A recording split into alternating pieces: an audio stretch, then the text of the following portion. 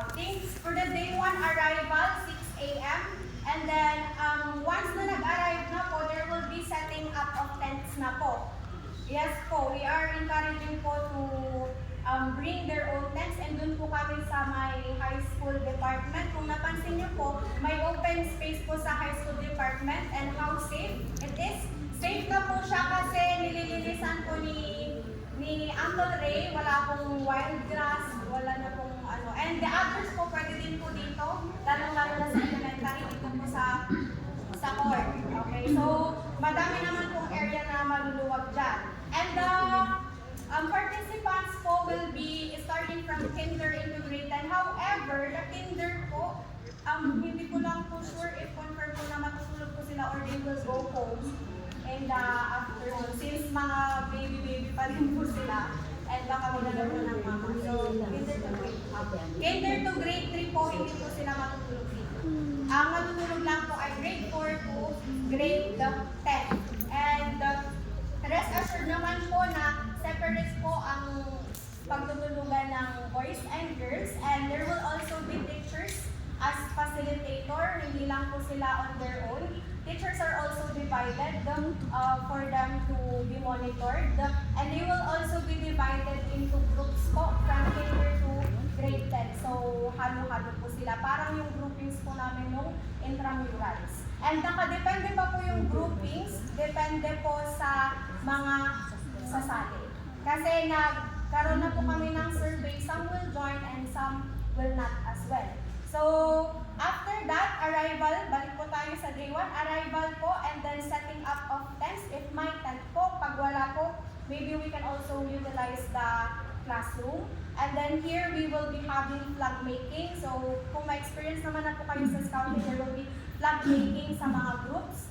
And then, there will be yells. There will be, because this is a competition, madami po kaming awards na ibibigay. Meron pong best in campsite, best in layout, best in yell, at kung ano-ano pa po. And then they will be having their morning snack, and we are not encouraging to have processed food po. So maybe we are going to have natural made like calamansi juice, kamote. Kumakain po ba? Yung mga alam yun. Dipping. Ganun po. Para maranasan naman po nila kahit paano. Yes. Healthy snacks po, fruits, basta kahit ano pong fruits. And then, after that po, after the snack, they will be having their presentation of yell and presentation of flags. And then, during the morning session po, they will be practicing a performance because during the night time, they will be having parang talentadong Judeans po magre-represent po per group ng mga talent. So, i-utilize nila yun for practice. And then, we will be having our lunch na po, and the lunch also should be prepared by the learners themselves. So, they will be cooking. And again po, pag safety lang po ang usapan, we have teachers that will facilitate the cooking. Kami pa din naman po ang mag-i-initiate. Kami pa din naman po ang tutulong. But we will also make sure that they will try how to cut ingredients and how to eat healthily. So, as much as possible, we are discouraging you na baunan po sila ng mga fast food. Ayun po. Tapos, after po ng lunch, there will be PM activities. There will be three groups.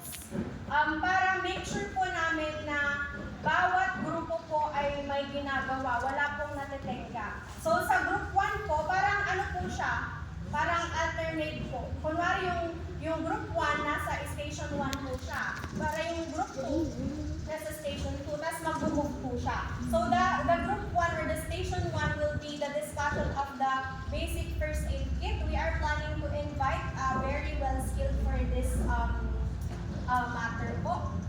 Dapat talaga po marunong or may alam po sa first aid kit yung mag-discuss dito. And then the second one po is we will also gonna invite a former teacher here, which is Ma'am Clarissa from the Union High. She will be discussing tie knotting and bandaging. Meron po tayong mga talagang materials na gagamitin para marunong din po yung bata. Demonstration, and they will be having application as well. And then for the group 3, we will be having Amazing Race, which is the very interesting part.